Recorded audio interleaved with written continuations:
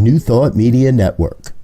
We are a global broadcast network of positive music, media, and entertainment, inspiring humanity's evolution along the journey of enlightenment and creating a world of love, peace, empowerment, and prosperity for all.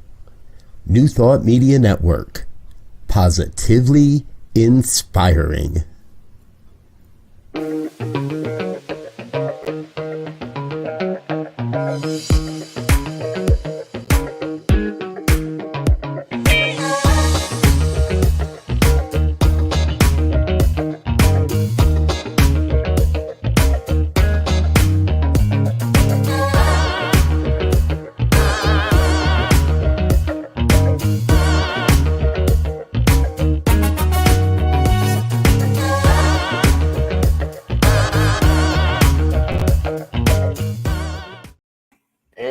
Hello again, dear ones. Rev Robert with you over here. Rev Z right here. Reverend Shad right here. And Reverend Shad is our special guest today. I want to tell you a little bit about him. Reverend Shad Groverland was born and raised in Unity. He learned the Unity principles from his parents, Reverend Jack and Norma Groverland. I have had the pleasure of listening to your father preach more than a few times. His first passion was music production, however, and that led him to a 25-year career in sound production and management. He was then called to ministry, graduating from the Unity Urban Ministerial School, and was ordained in 2016.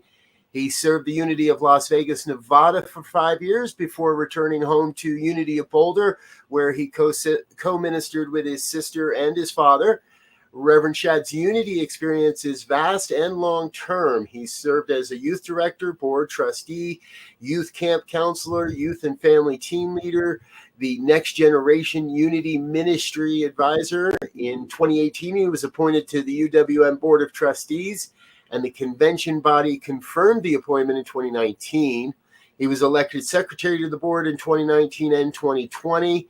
During his tenure on the board, Shad served on multiple teams focused on shaping the future of the Unity movement and continued his legacy of revitalization into his current position as president and CEO of Unity Worldwide Ministries. His sole purpose in this role is to support and equip Unity ministers and leaders to thrive and grow. My gosh, golly gee. What are we missing there, Shad? What more do we need to know to get this conversation started today? Every time I hear that bio, I'm like, I got to shorten that thing. I'm exhausted just listening to it. That covers about the gist of it. And here I am.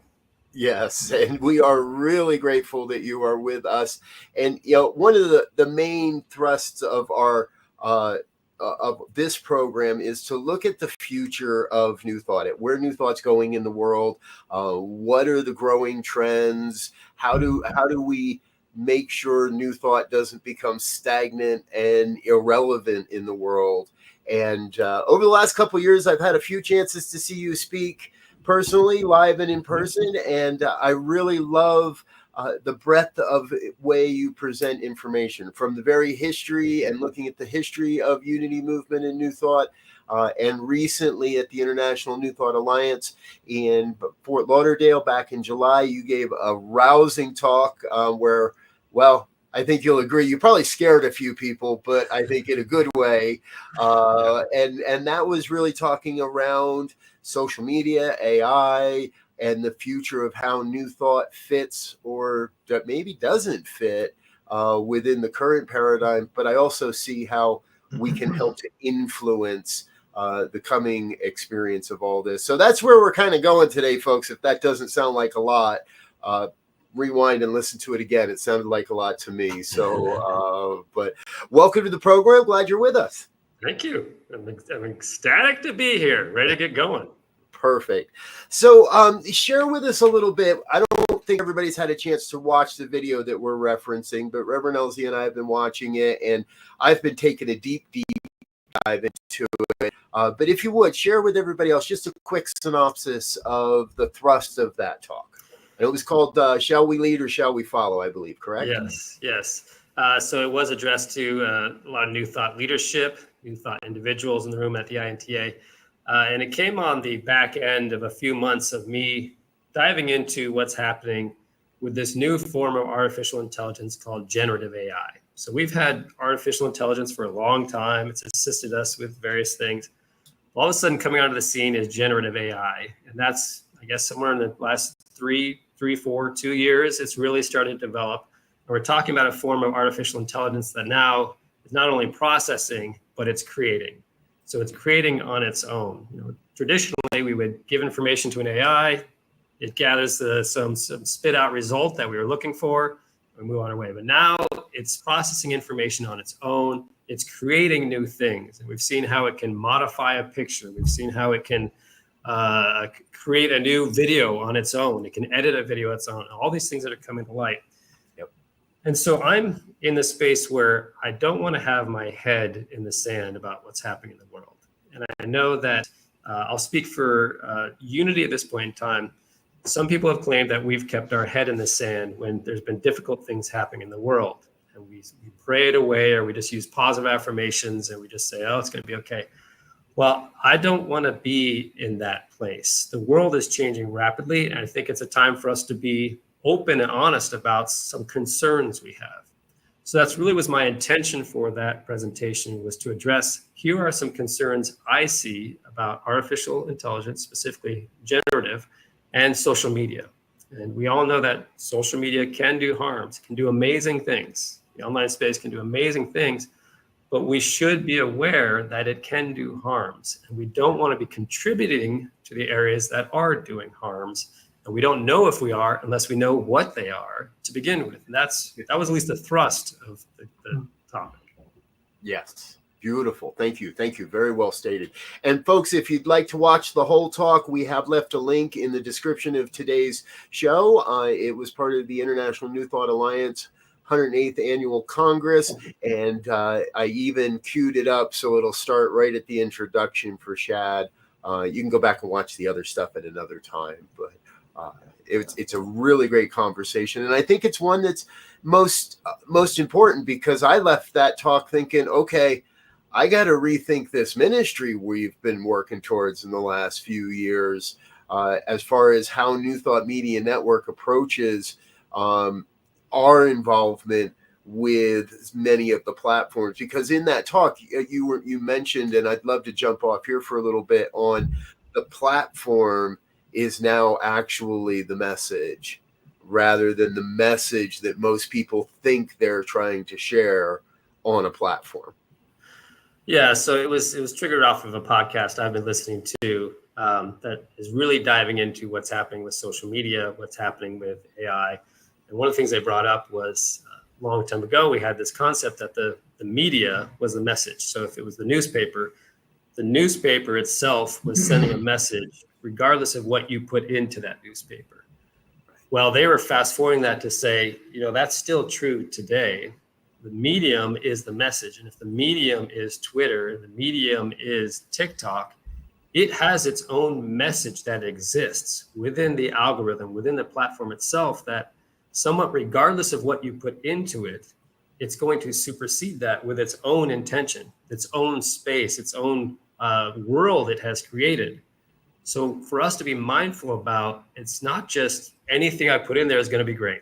Right, I'm going to upload this wonderful quote from Charles Fillmore. It's going to move people and lives will be changed, potentially. But we also have to consider what is it encapsulated in? I just put it into a space that I have no control over. The algorithms have control over that space. So how it gets used and how it affects people leaves my hands as soon as I post it. So I could really start thinking about, well, what do I want to post that moves people in a way that I'm intending them to be moved to? And it shifts how I think about how I'm going to engage with this platform. The type of media I'm going to put on there, the types of words, the type of tags, things I'm going to put on there, I need to be intentional about how I want to move this individual in a positive direction and not just leave it up to an algorithm to decide. And if it's too bland or it's too vague, the statement I put out there, in a way, I might just be encouraging people to stay in a platform that potentially is not the best use of their time, if we could say it in the softest way possible. I'm engaging them to be more in a process that's not healthy for them, rather than using that platform to move them to a process that is healthy for them. Yeah, yeah. You know that the interesting thing that I picked up there was that, you know, there was always this concept of be conscious of your words, right? What you say, right? So we've now taken that concept and transformed it using that analogy or that framework to another place. In that, if I go and get some information and I'm giving that information to someone, it's colored by my state structure or my point of view. So I'm not just giving you facts like they would say on Dragnet, you know, just the facts. I'm giving you facts, but those facts are colored by my perception and my perspective. Now with AI, it has a whole bunch of perspectives and a whole bunch of counterpoint that it could use to try to display or provide a message. So if the platform itself, or if the medium, as you say, is controlled or set up in a certain way, no matter how much you give it, it's going to have a bent, little bit here, a little bit there, toward the underlining platform. And that's an interesting way of looking at it. I'll have to think about that. That's pretty good. And there's starting to be class action suits being put together against social media companies for harms done to children. And they're really trying to prove that an algorithm really moved a child into harm. And it was not the child's intention, and it was not a lack of parenting on the parents' part. It was that this algorithm on its own accord, not that some creator of the algorithm had an ill intent, but the algorithm on its own accord developed a strategy that caused harm to this child. And so it's going to be really hard for them to prove that, right? Because a lot of the back end of these algorithms is held in secrecy, right, at these organizations, or the algorithm is in so many ways thinking on its own. They don't even know how it came to do what it did. So how do we even know what its intention was, how it did that? So it's just not that we want to be in a world of fear and saying that everything's out to attack us, but be mindful of the world we're stepping into. And I like to say, I have not been trained to work with people with certain mental disorders. It's not my training. I'm a minister, I do spiritual counseling, but I've not been trained to deal with certain mental disorders. It would be ignorant for me to step into a space where people have significant mental disorder and start trying to treat them. Mm-hmm. It's a space I have not been trained to step into. So I have to be aware of, this is not a space I understand, I've been trained to deal with. I will go to a space I do understand, I can be effective. It's just a knowledge aspect. It's just having a conversation, being aware of that stuff.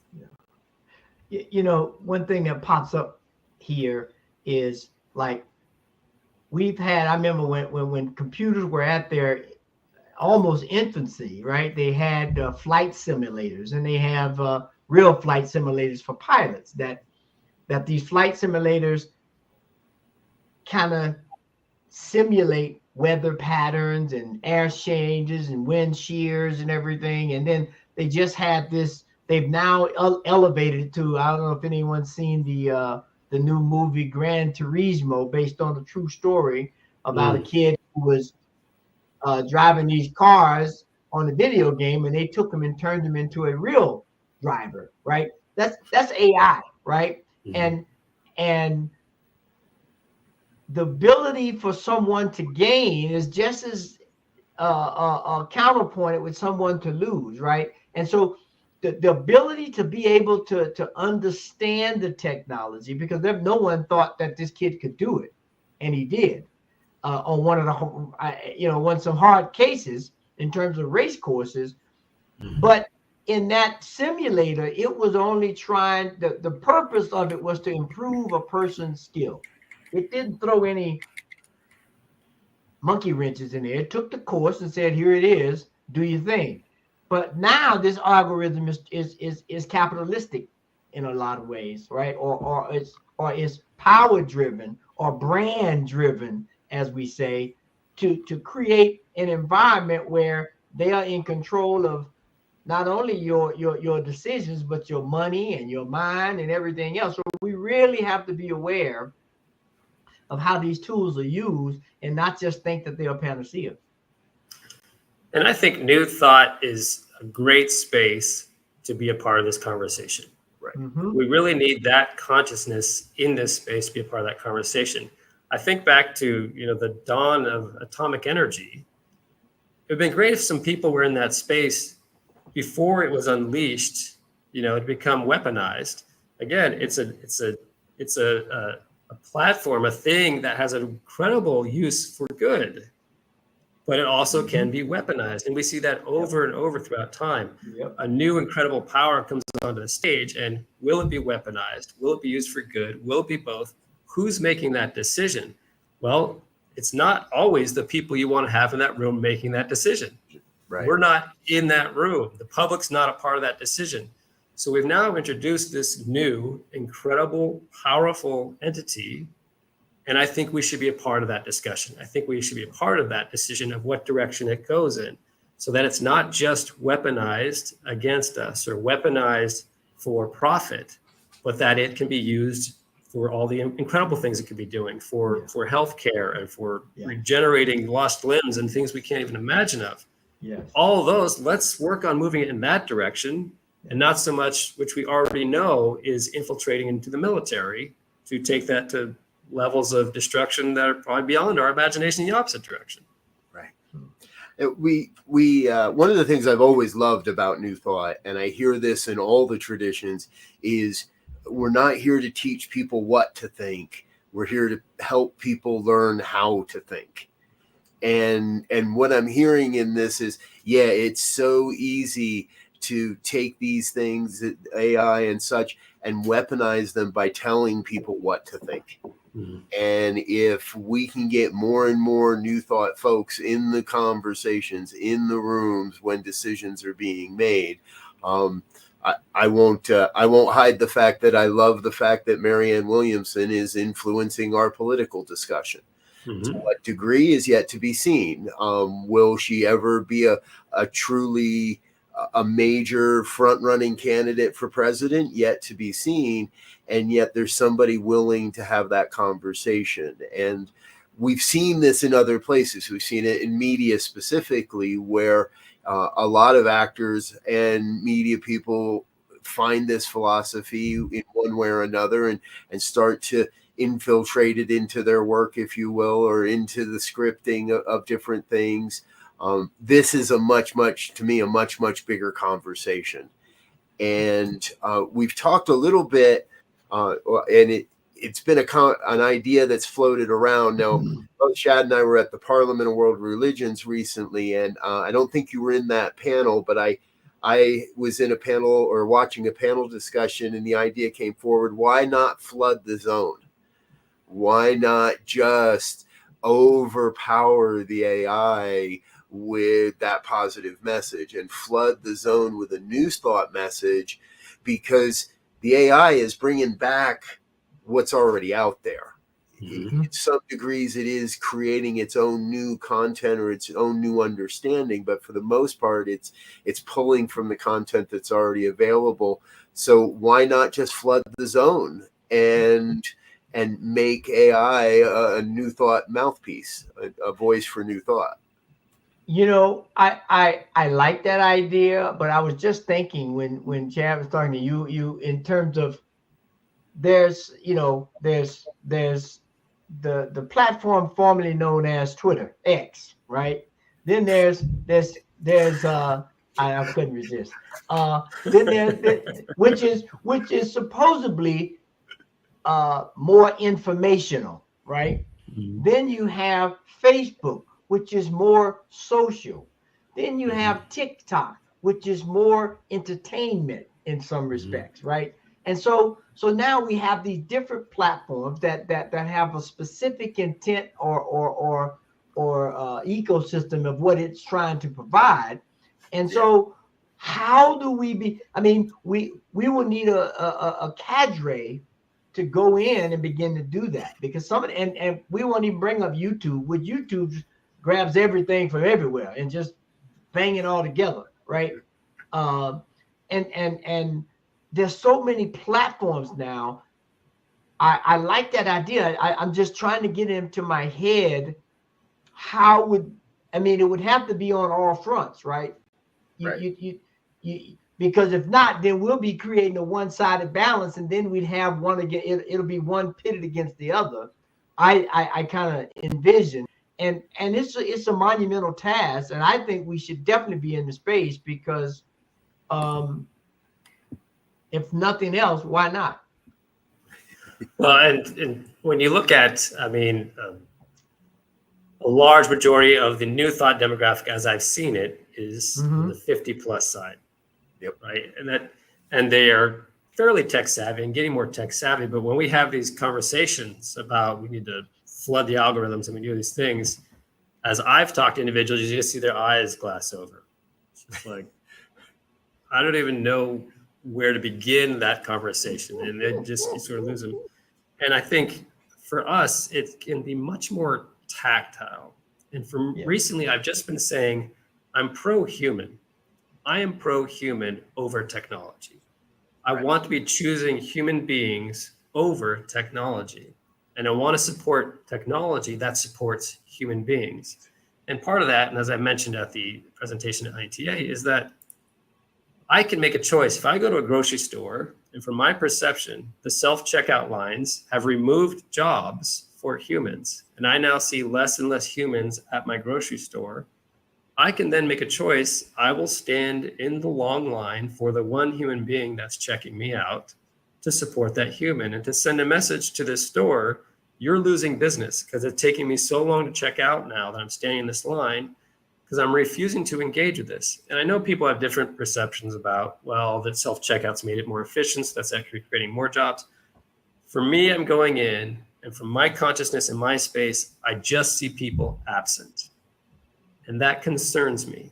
And there's a person there that has a family they're trying to feed, and I want to make sure that person doesn't lose that job. And the more places I go, I want to support that human being being employed. And AI may create more jobs, but I don't know if it's going to create more jobs at the working side of people. And it could be a classist a form of looking at it. Yeah, we'll create more jobs in a class that's out of reach for most people that are just trying to survive. And so I'm not the most educated person on the planet about AI. I don't know about the complexity of the job market across the planet. When I walk in a store and I see less humans working, that concerns me, and I want to make a different choice. Right. Yeah. You know, one thing that popped in when you were saying that is number one, I don't care how good the AI is, it's not sentient, right? It does not have any sentient, right? So it could be as smart as all get out, but to make a decision that goes beyond square one, square two, pretty much logical thinking, it's going to leave a lot to be desired. And right. You know, we have to be able. There are things that we've all experienced that we can have all the information, and had we just followed that information, we would have been in dire straits. But we had this sentient part of us that said, no, I need to make this decision. And we made it, and it wound out being the best decision. So that's going to be a challenge to get in an AI. And then the other thing about the whole class thing, I mean, you know, there's that whole idea of slave to the machine, right? You know, right now, there's creating some jobs, but a lot of those jobs are still going to be maintaining the equipment, keeping it, it's still going to be, it'll be a higher level of working class, if you will, but it will be working class nonetheless. It won't be creating a large, as you said, this, the people who are controlling this is a small group of people. Yeah, and for me, going back to in my position, one of the things I see is that we're sort of creating a new God in this direction. And in just the foundations of New Thought, very basic, is the power is within me. I don't need to give my power to something else to decide for me. I've got this incredible intuition. I've got this incredible insight. Call it the Christ within, and call it divine essence, divine spark, whatever you want to have it. That's in me. So in New Thought, we always had this uphill battle to get people to stop looking outside, to turn within. And now you're developing this godlike entity that is outside and that people are going to be looking to for answers. And a new thought, we're trying to say, well, it's a tool like your hammer, but don't forget the greatest tool is within you. And so I just see this, how are we going to stand in the world for this God within, this divinity throughout all things, now that you have this super intelligence that's going to so easily, you type in and it gives you an answer. I don't have to pray. I don't have to meditate. I don't have to really work on my thoughts and my thinking. Just it's going to spit me an answer. Great. I'll go in that direction. The interesting thing there, and I'm with that. I'm on that vibe. I remember when calculators first came out, they said, well, people are going to forget how to do math, right? They didn't, right?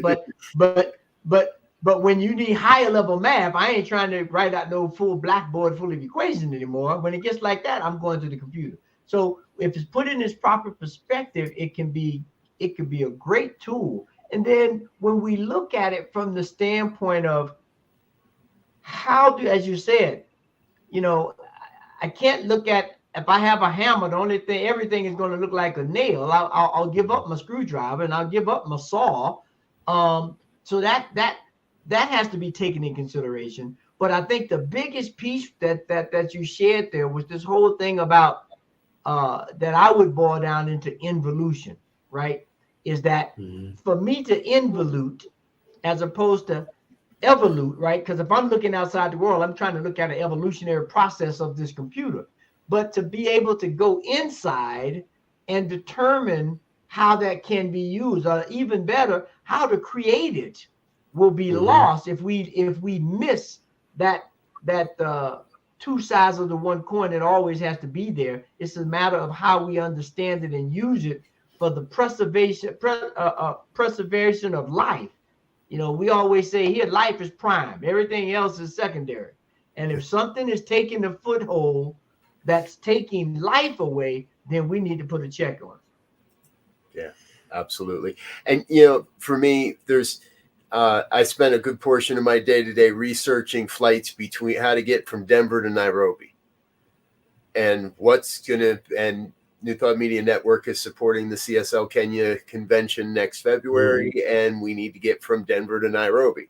And I can put that into all the AI generators you want, but it's never going to take into account that I might not feel comfortable only having 2 hours to go through customs coming home, and that I might feel more comfortable having a 4-hour layover to ensure that I'm not rushing around. Others may feel comfortable at that.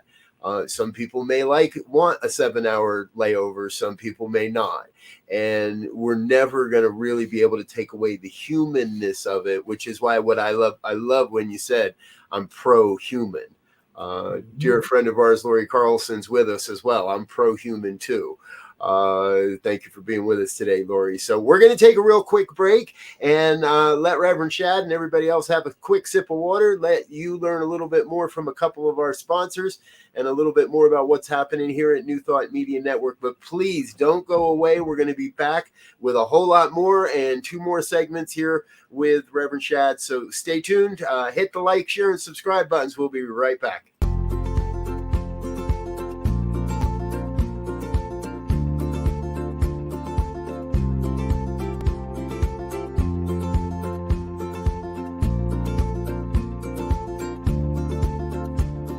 Blessings, everybody. My name is Jafon Seeley. Could you imagine what is actually possible when we start honoring and recognizing our inherent worth, realizing that we are that which is assisting and co-creating our experience? And with that understanding, start recognizing that every human, every individual, everything that we interact with reflects that same inherent worth. It's not about an adventure, it's about the atmosphere of the consciousness of adventure, the lifestyle of adventure. How many people would say that their lifestyle is adventurous?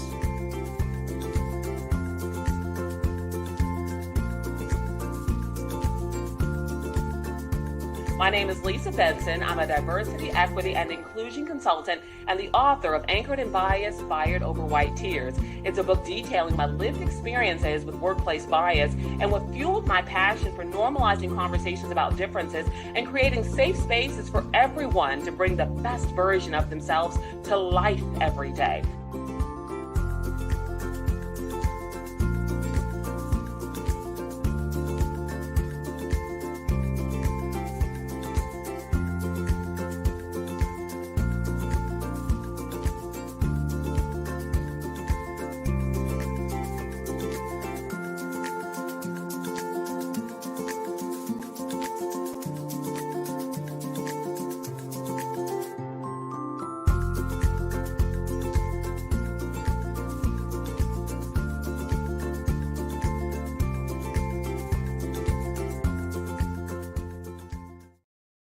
And we're back with more of New Thought today here on the New Thought Media Network. We've got our special guest, Reverend Shad Groverland, President and CEO of Unity Worldwide Ministries, with us, and doing a little jig there. I like that. Thank you.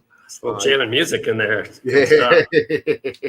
I'm glad to know we're picking some jamming music for you today, too. So now, one of the things you said before the break, and I'd love for us to explore it a little bit more deeply, is this concept that perhaps some are trying to, or are, let's say, falling into a false belief of creating a new God and making AI that God figure, that all-knowing and therefore all-controlling aspect of life. However, being pro-human, I'm with you. We want to be able to connect with people. How do you see, Reverend Shad, the New Thought having a voice in those types of conversations?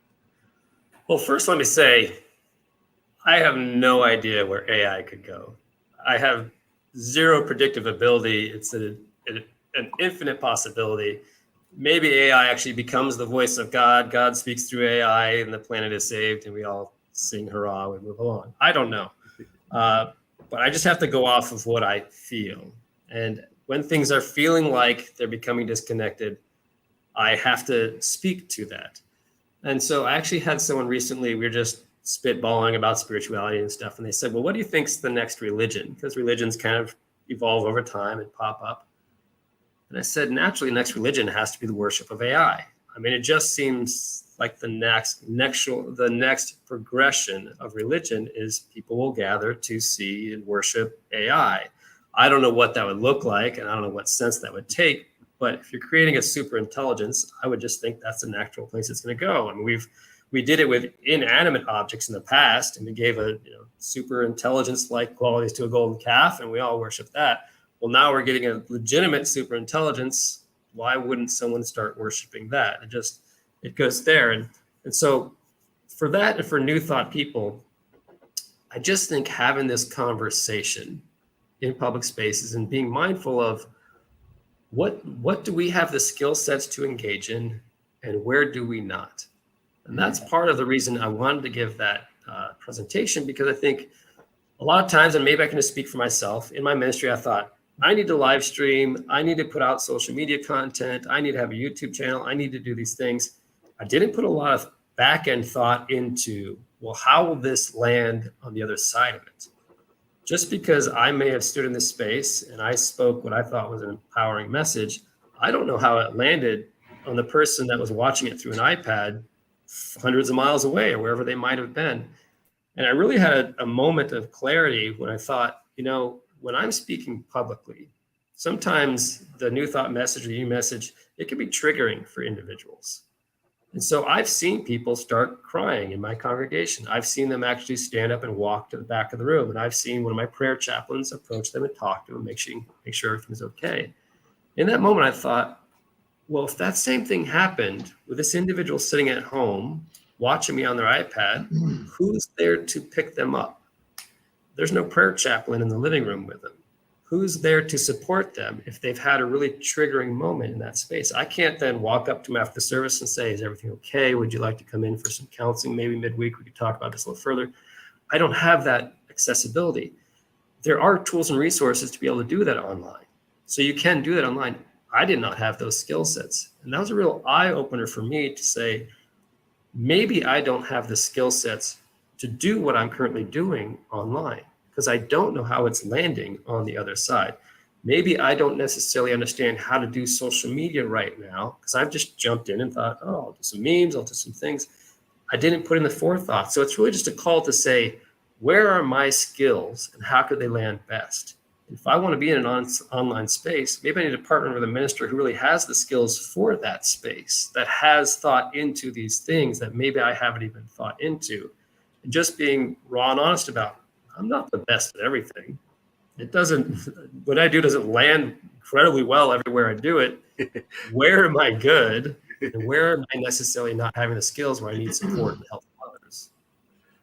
I will say that not landing well is, in my opinion, the mark of a minister that's pushing the message, that's stretching the message. Because if we're landing perfectly everywhere, then, and I believe I've heard you say this in a couple of talks now, then we're playing to that lowest common denominator. Mm-hmm. And that can't be, at least from my perspective, that can't be what New Thought's about. It can't be where New Thought is going. We just can't be playing to that lowest common denominator. Yeah, and one thing that I picked up on when we were talking about AI being God and this whole new religion thing, and I mean, for me, I would come down on the idea that we have to put religion in its proper perspective. When we look at all of the religions, in my opinion, these religions are codified, tried and true exercises and rituals and ways of creating space that allow us to go within and tap into something that is totally unseen but intelligent. Mm-hmm. The challenge with it is people get very dictatorial and territorial and inclusive to say that my way is the only way. Mm-hmm. But we know if we look at, we just had the world track and field, and we just had the gymnastics. The way each one of those gymnasts train is not the exact same way, right? They have different training methods, different training conditions, but they all were able to get to a level that they could compete at the highest, right? And so we have to begin to look at a religion as a tool, not as a way. It is a tool that leads us to this sentient, spiritual, unseen intelligence that is there and that is accessible. That's how we got to the AI, that AI will never have an opportunity to do. I don't know if it will or it won't. I mean, that's where my expertise comes up short. And you may know better than I. I don't know what it will be capable of, what it won't be capable of. I don't even know if an AI religion may not be a great religion. I have no idea. But I do know in my heart, my connection with God is such a palpable thing here, not out there. Yes, I experience God out there. I experience God beside me. I experience God inside me. But it's not through this, and I'm pointing at my laptop here on this screen. And in my experience, I mean, I've spent times where I've dove in heavy into social media. I'm like, I got to build my channel. I got to build my following. I got to do this. I got to do that. And I realized I just don't have the spiritual armor for that. I mean, some people get in there, they get in these conversations, they got the trolls coming at them, they can handle that. I cannot energetically handle that. And I've tried 5 different times where I've gone in hard for months. And then I come out and go, I just honestly do not have what it takes to handle that. Some people do it. I'm like, bless you. I go in and this thing just shuts me down. And I am like, I'm having a hard time breathing when I close my laptop. It's just drained me. So for me, I can only speak for myself. I don't feel like that's a direction that's going to work for people like me. And I love what you're talking about with the authenticity of a path. And the example of a Olympic athlete, they've got a coach, and that coach has a technique, and they practice that technique until they've mastered it. Mm-hmm. If they each month went to a different coach, they would not be able to accomplish what they're going to accomplish by sticking to that path, that coach, that avenue to mastery. So it kind of speaks to this, this part of this religion's neat, this part of this religion's neat. I'll do this and I'll do that ceremony, but I don't like this because that's where it gets hard. I don't like that because that's where it gets hard. And so that we have that spiritual buffet technique that we come about it. And I was just reading something from the Guru Paramahansa Yogananda, and he says, and then we have spiritual indigestion. Because we've crammed all these different spiritual tools and techniques and to try to put them into one space where they were never designed to coincide. There was a path. And so there is something really valuable about that path. And so that's what I love about New Thought. I love about Unity is honoring, hey, we're not saying we've got the best thing in the world. I like what we've got, but if you've got something else that's good, do that. That path will work as well. Well, and I think something Robert said earlier that, we don't teach you what to think, we teach you how to think, because I came into this teaching from an Islamic perspective, and I consider myself to be an Islamic religious scientist. Now, do I continue to follow all of the precepts to the letter? No. But do I still practice what I consider to be the main precepts and still look at things from that perspective in terms of how it populates and flowers everything else? You darn right. And I know if I come to a conversation and I bring in a perspective, 8 out of 10 people there are not going to have any clue to that perspective because they haven't walked that path. And it could be a nuance, a little small thing that is the final piece of a puzzle that someone was looking for to say, there it is, let's move forward. And that, but like you said, that comes when we begin to respect the different paths. Your path is not better than my path is not better than Robert's path. There are many paths. Oh, no, wait. My path is definitely better. That's what they taught me in ministerial school. Now he's speaking truth with a little t. But, and Shad, correct me if I'm wrong. I think I heard you speaking to this a bit at the Parliament recently as well, on one of the panels, that it's really easy for New Thought, even in our inclusiveness, to fall into that, well, we're a little bit better than you, and you don't quite do this quite as well as we do, and this and that, and it's that competition piece that keeps us from really demonstrating our oneness. And I think that's important for the future of New Thought as a movement. Sure. And I'm sure you've all heard it in different New Thought spaces. Someone talks about, we've got a higher consciousness than, or we don't do that because that's harmful. And we exited that because they hurt people. And there's just, you hear this sort of spiritual superiority complex that can be infiltrating in New Thought. And as much as we're talking about oneness and inclusivity, it's all okay as long as it's not that group, and it's not that group, and it's not that person, and not that politician. They're excluded from oneness because they don't get it. And once you hear enough of that, you start to get kind of sickened by it. That's been my experience. You get sickened by it. You go, I can't handle this level of hypocrisy. And so you just start speaking to it. But for me, it's really like, well, I also have to check myself at the door, because I have caught myself doing that. I've been called out doing that at a Sunday message that I was giving. Someone said, hey, you did a lot of Christian bashing there. And I was like, wow, I didn't even recognize it. Thank you for pointing that out, because I love Christians. I don't know where that came from, but thank you for pointing that out. I'm going to check that at the door before I speak next time and really be mindful I'm not doing a better than. Unity's better than. New Thought's better than. Because the nature of the human being is to try to build boxes for things. Well, if I've chosen this box, it must be the best box. And so it's hard to get out of that language even that we have in this country. Yeah, absolutely. Thank you. Thank you for sharing that. All right, folks, we're going to take another real quick break here and say thank you to some of our donors and our sponsors. However, we invite you to stay with us. We've got another segment here with Reverend Shad, and we'll get to our final thoughts for the week as well. So please stay tuned, stay with us. We'll be right back after this.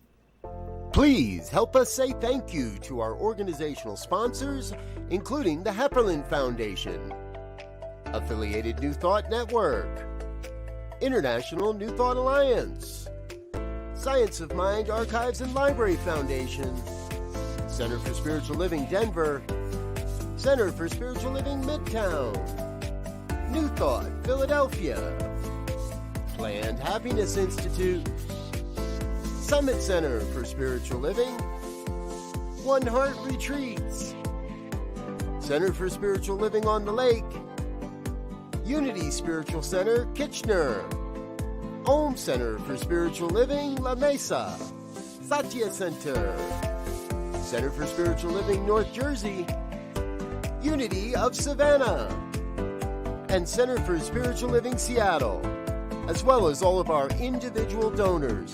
Thank you for making New Thought Media Network a place to be. Please come be you. And remember, like, share, and subscribe. New Thought Media Network, positively inspiring.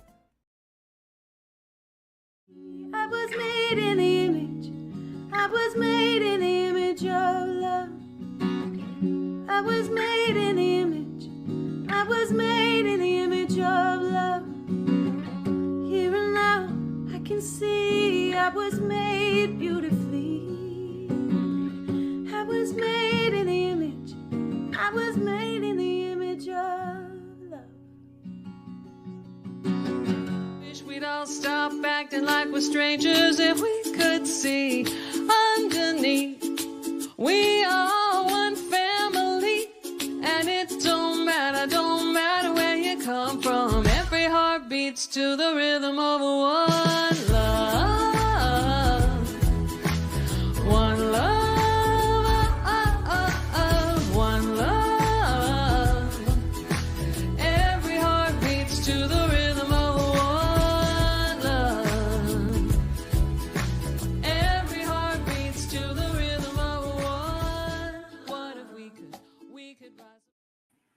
And we are back with more of New Thought today. Our special guest, Reverend Shad Groverland, President and CEO of Unity Worldwide Ministries. We've been having a great conversation, folks. If you're just joining us, you're going to have to go back and watch the replay to catch it all. But before we go, I do want to chat a little bit also about the Parliament of the World's Religions, because it seems like that was not only a very busy and very wild week, and I'm sure you got your steps in as I did on this one.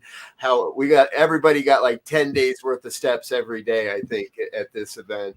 But I would love to know what was most impactful for you. What did you see? What was your experience of the Parliament? Why is it important that New Thought is part of the World Parliament of Religions, such a seminal New Thought, or interfaith type of movement? Well, I think it's a very friendly space to New Thought. I think it's something that we've actually been part of it from the early days, way back then. It's very beginning. So for us to start to be more represented at the event, it just kind of naturally makes sense that after this long a time, we being around, it's, oh, here you are, and start acknowledging that. What was a couple of big takeaways? The Langar lunch that is put on by the Sikhs, and the feeding of the hundreds, thousands of people lunch every day as a part of their service for free, was just a beautiful experience. And to sit on the floor and to lift your plate up to be fed, I just found that a very humbling experience, to really be asking for food in a privileged life I live, where I don't have to ask for food, but to be in that place. And I really just had a moment where I lifted my plate up and went, oh my goodness, I don't ever have to do this. But I'm glad I got to at least have that somewhat of a little experience just to see what that's like. The other part of it, I like to really be challenged by things. I like people that are challenging my way of thinking and really making me question things I've done. So I went to a workshop, and I wish I could remember the full name of it, but it was basically on cultural appropriation in religion and spirituality. And it talked a lot about, do we have a right to be using other religions, symbology, music, rituals, and so forth? And they had probably 5 different panelists from 5 different religions. And there wasn't all agreement on what you could or could not use, but there were some strong voices saying, if this wasn't specifically gifted to you or to your organization, it is not yours to use. And they said, if you can't announce before you use it, the elder who gifted it to you from this faith or this tribe or this organization, then it was not gifted to you to use, which was really a mic drop moment for me to see that unfold, to really think about, are we really honoring the places where interfaith work comes from? And have we gotten approval to really do the things that we do, sometimes in New Thought and in Unity? Have we really asked for this gift before taking that gift? But we don't want to be a part of religious appropriation. We don't want to be a part of cultural appropriation. So, I mean, my wheels were just spinning coming out of there, and I was trying to talk to them afterwards, but they were all really busy and going to another panel. I'm like, I got to do something with this information. I need more. I need some help now. That was heavy. So yeah, that was powerful. Interesting. That brings up a question for me real quickly. What do you see as authentic ritual or spiritual experience that comes from New Thought? Because you're right, we can look to a lot of things, the peace song and drum circles and all kinds of things that New Thought communities like to, let's call, metaphysicize. But from your perspective, what do you see as authentic New Thought ritual or experience? Well, for me, I look at, I'll speak for Unity. I can't say I'm all that well versed in CSL and other Agape. Okay, they have their own origin stories. But for me, studying the origin story of Unity, it really came out of the Bible and the metaphysical interpretation of the Bible, and sort of taking that next step on the path of Christianity to a new expression of what that could look like in the modern world, and a new expression of deep understanding of what the stories are being said in those, and what Jesus was saying, trying to get back to the intention of Jesus's words and in the context they were said, those sort of things. That's a really in-depth study, specifically right back to the New Testament and the Old Testament. And that for Unity, that's kind of our compass, if you will, our moral compass back to, that's where we come out of. And our founders were heavily influenced by a lot of the different faith traditions of the world, but it opened their perspective, how they looked at the Bible. Yeah. And so they use it, but they went back to, okay, now I see the Bible differently in this way because I was exposed to this truth. But they didn't necessarily take that ceremony from that faith and include it. They just sort of had a different understanding of now the Christian ceremonies, the Christian traditions, and Lent, and those things that were still on that path that we still do today to a large degree, depending on which ministry you're in. So, but I'm still in that question. I'm still, we know the early New Thought folks were all a part of interfaith work and studying all sorts of religions that influenced a lot of what they did. Yeah. If I could just jump in there real quick, because I think, for example, in terms of Christian faith, right? I was born and raised a Christian before I converted to Islam. And a lot of the rituals, solitude, fasting, having some mode of doing internal prayer, whether it's with rosary beads for Christians, or malas for Buddhists or Hindus, or dhikr beads for Islam. A lot of the rituals, a lot of the things that were provided for someone to get in touch with themselves, I think there is a ubiquitous point of view. I don't think everyone has found the pleasure or found the showcase, if you will, in their own tradition of those things, and they start appropriating others. You see everybody walk around with malas, the 108 beads. Well, in Islam, it's 100 beads, and I'm not sure what they are in a rosary beads. But now they all do or use the same thing, but they're used in very different ways. And so it can get murky, but the tradition is across the board. And we need to, if we say we're going to follow a tradition, we shouldn't, I agree. And I think we all appropriate in a little bit, but we should try to be as consistent, because it can be confusing. In New Thought, I think it's whatever number of beads you happen to have on hand. and make the right length. That's how it works in my house. I got 130 because that's how many it takes to make it look good on my body. I don't know. So we're going to run out of time here, folks. So before we do, we want to say thank you to Reverend Shad for being with us. I hope you'll come back again sometime.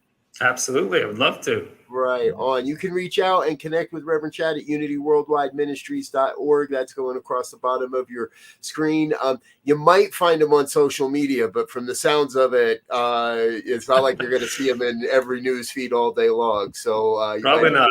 Have to work at that one a little bit. But before we go here today, we always like to do our final thoughts. I'm going to kick it over to Rev Brz to get us started. Well, Reverend Shad woke this up, and because it's football season, I have to go there. And because he talked about the blind spot. Right? And on the football team, that left tackle is the one who protects the quarterback from the blind spot. We all need someone to help us understand our blind spots and to protect us, which is what you are saying there about someone from your community coming and saying, hey, you spoke a little different about this or a little harshly about that. Mm-hmm. And I think that's one thing, especially in this AI world where we always want to give some information, to have someone protecting our blind spot and being aware of that, I think is key. So as we step into the football season, let's get us a left tackle on that blind spot to keep us on the right path. I love that. Reverend Shad, your final thoughts. Just that there's so much incredible opportunity coming to light right now in so many different ways, in physical and virtual and spiritual. And I just invite people to just be a part of the conversations, and even the difficult conversations, the one that we want to avoid, the one we want to stay positive. So we've got to be a part of the conversations because we need to be talking to each other. We've always healed divides by talking to each other, and there is no other and there's no them. Just engage in the conversation, because if we're part of the conversation, we'll be a part of the solution. But if we stand back and we don't really do anything, then it's just going to take on a life of its own. And it may be created by the people that we're hoping we're in that room to make that final decision. So just be part of the conversation, step out, be bold, speak about these things, and that'll be good. Right on. Thank you. For me, I've got to disagree with Elzia. It's preseason. It's not actually football season. That doesn't happen until there's actually, it makes a difference. When it makes a difference. Next week. Okay. You can save that one.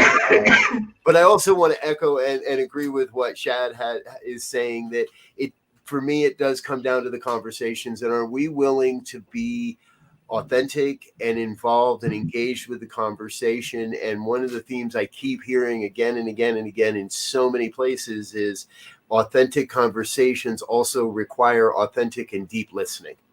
Mm-hmm. And what I trust is that is happening both within the New Thought movement, both within all the individual organizations that make up New Thought, but that New Thought is also listening to what the world's religions are saying and what other organizations are saying, so that we're coming into those conversations not from that place of superiority that we're the best, but that we're coming into those conversations with a humble sense of, I know what I know, but I know I don't know everything.